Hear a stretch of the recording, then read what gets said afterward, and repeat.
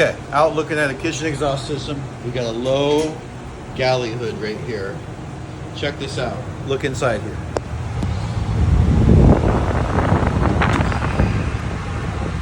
Look at that up there. So what you can see is the area is easily cleaned, right?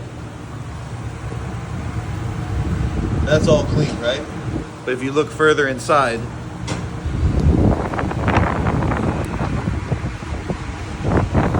so there's a lateral duct up in the ceiling.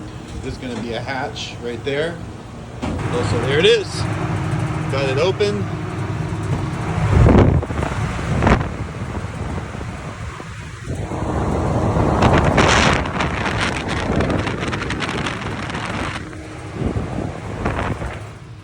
Also, take a look at this.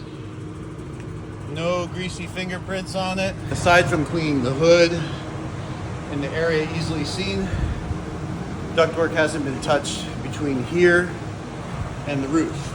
But Bryan Exhaust Service, we will take care of it. We will clean the entire system top to bottom